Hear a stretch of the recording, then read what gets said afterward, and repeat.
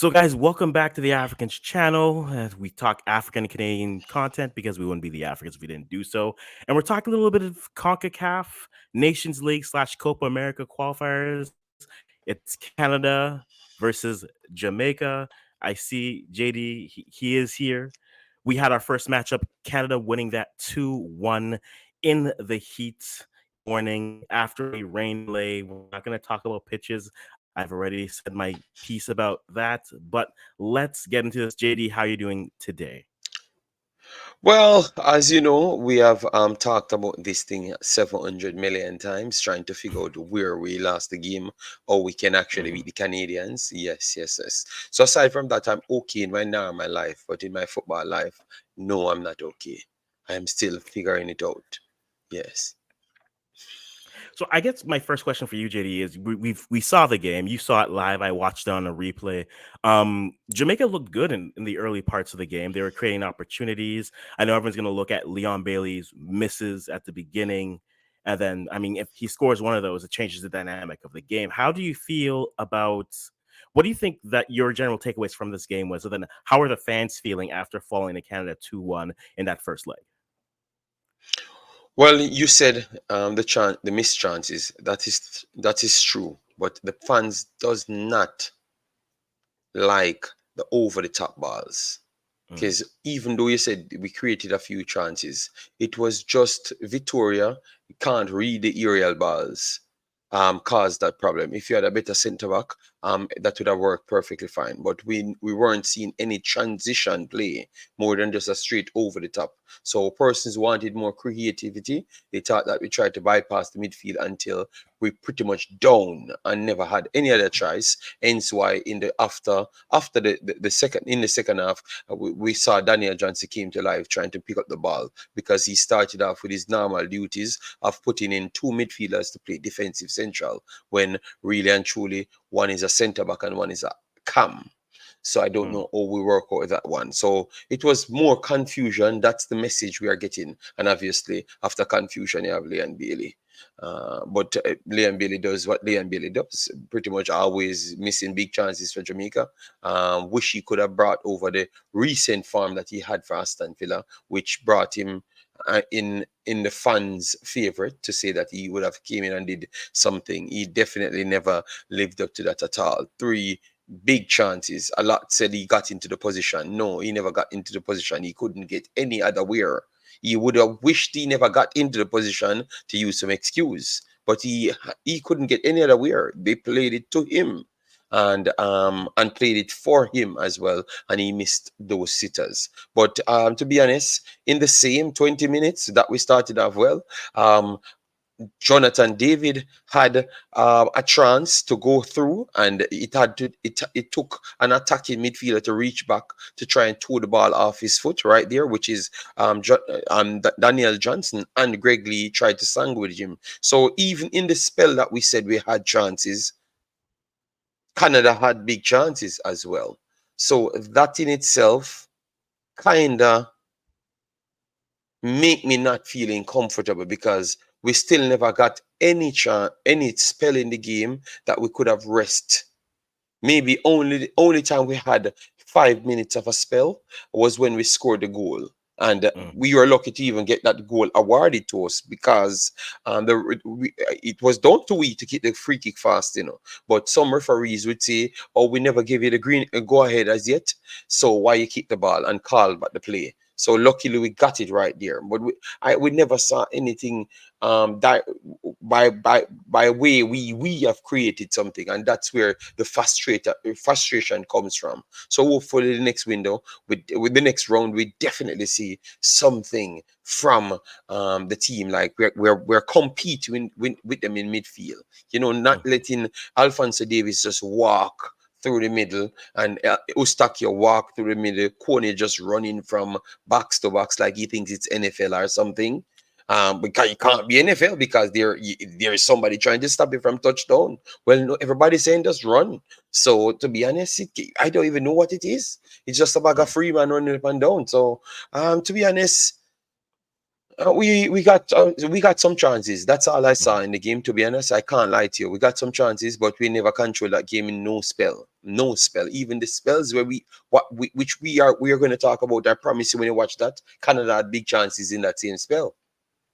No, that's fair. I think that's a fair assessment for me. I think for me looking at the game, we saw a lot of opportunities where again we grew into it after those first few minutes where we were caught a little maybe standstill. Victoria was something we talked about earlier, and just taking up space from the wide midfielders who would cut inside. So if they could take advantage of that space, that is something for them. The other story about this game, I think, sometimes goes unnoticed is the injuries.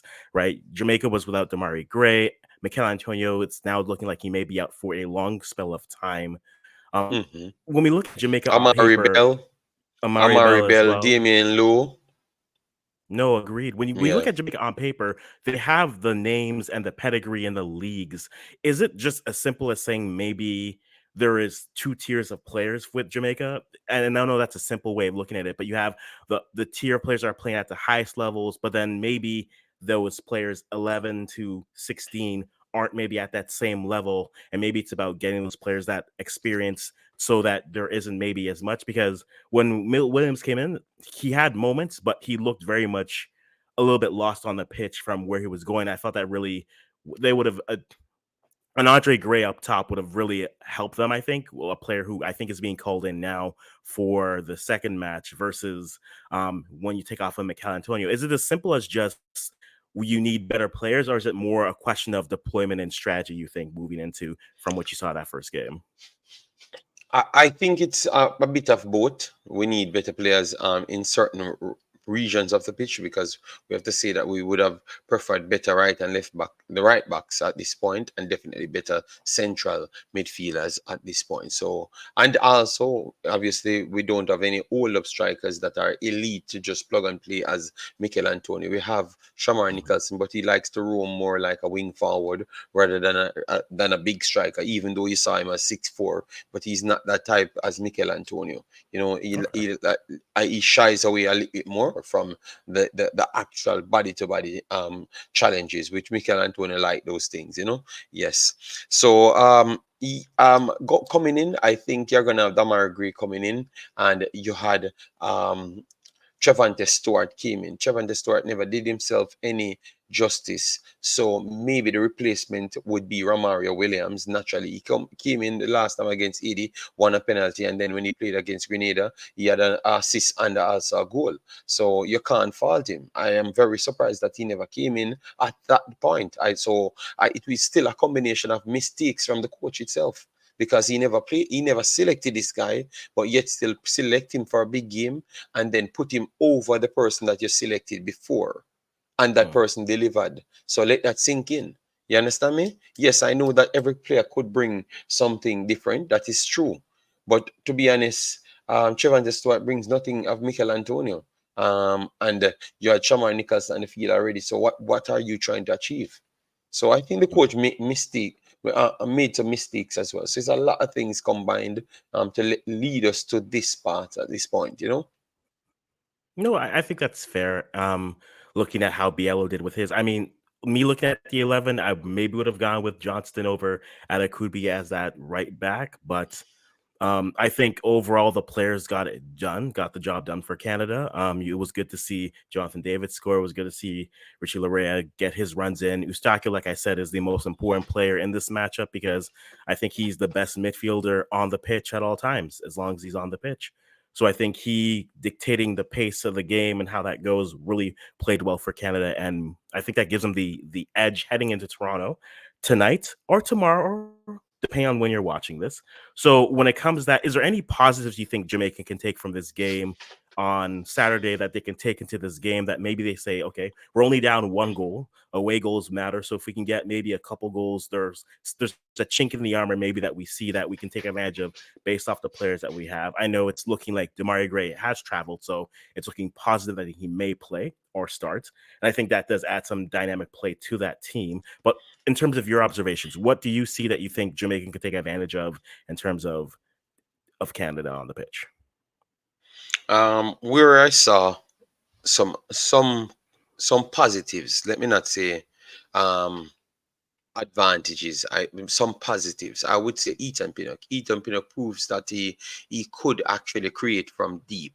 So that could cause some confusion. He had two big chances in this game. If it was not down to, if it weren't for Liam Bailey, he would have had two assists, and they were good passes. So Ethan Pinnock proved himself. Daniel Johnson proves himself that if you give him a different role, he could do the job of facilitate in the team. So maybe that will force the coach to pick more midfielders and put on the pitch and give him the opportunity to play his role rather than trying to use Liam Bailey to use a roaming role to facilitate other players when that is not his duty. He feels that Aston Villa doing that said role. So why would you try to give him again right here?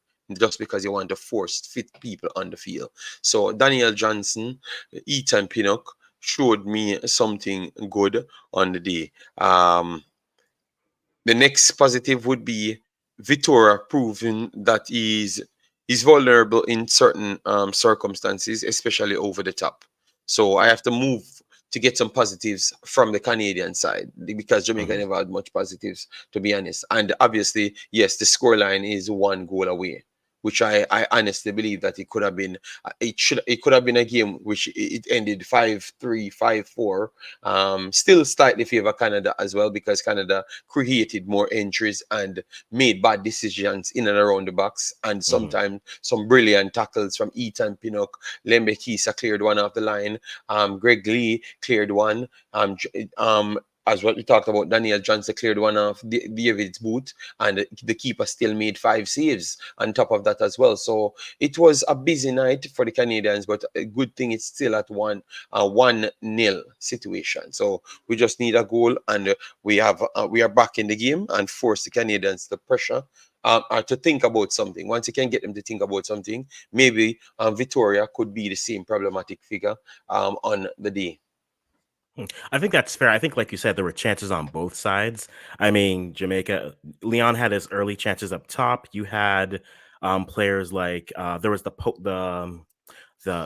the set piece where they hit the outside of the post. So they really had some opportunities to really come through and get goals the same way for Canada. So for it to be just a 2-1 score, I think Canada, you'll take it. If you're Jamaica, you're thinking maybe it's not the most ideal score line, but I mean, if you convert any of those chances, maybe it's a draw, and then now you're going to Canada trying to get a result. But in the same breath, now that you're only down 2-1, you don't have to worry about as much. You only have one goal to get in, then you're back in the game. So I think it works out for Canada and Jamaica in that sense. Do you have a score prediction for Tuesday night? Oh Lord. All I would want is just them to prove that they have learned some things out of these big games, because Mhm. obviously they have won the smaller games which were highly competitive. You get me? So Mhm. clearly we have not come over this hurdle as yet, because we drew against Mexico, but we lost again, and then a third string United States team we struggled against. We drew in that game and lucky to come off the pitch, getting a draw in the end. Obviously, Liam Bailey again missed a penalty in that one. Mhm. So it's always going to be Liam Bailey. You know, sorry, people watching. We never wanted to take it on him, but he's the one putting himself in those positions. Yes, so I just want to see we being competitive and playing in transition. Not just stop Mhm. and put over the top, and that's the only option. Because once Canada will rectify that, so if they have to not start Victoria, it will happen just for them to make sure they can deal with the over the top ball and pass the ball out smoothly. And we are going to have to force to get into a different way of play. You get me? You can't tell me that we're going to rely on only a corner after that. No, we have to play the football. So I just want to see some football. That's all. I want to see some Mhm. football. I want to see them give Daniel Johnson a good position to play from, because he showed that if you give him the ball, he could do something. Because the only spell in the game that we truly had was the spell when he was effective. Mhm. So only football. You still haven't given me a score, which is all right.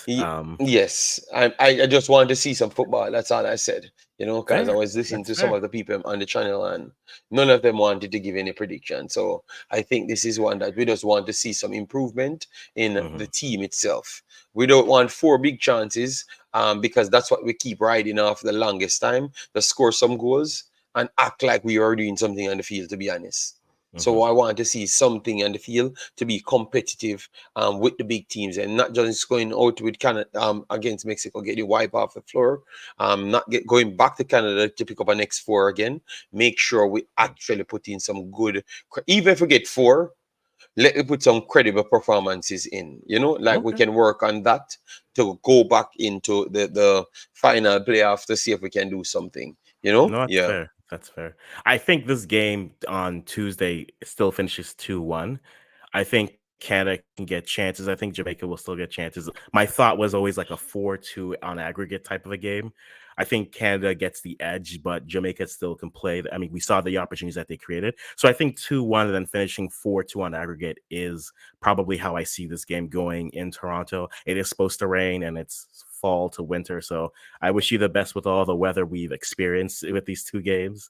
My final question to you is this. You're looking at this Jamaican squad. What is the one position that they are missing that will kind of put this team together? Because on paper, again, you see Gray Antonio, Bailey, you see Bobby Cordova Reed, you see that attacking presence at the back line. You see young emerging. You still have Ethan Pinnock. You have Andre Blake in the back. On paper, you would assume maybe it's just the midfield. Maybe it's just specifically a solid CDM who can really defend well and then transition out. But is it that simple? Is that the one piece that the Jamaica squad is missing to really come together as a unit and then be able to start to expand in that football that they're looking to play?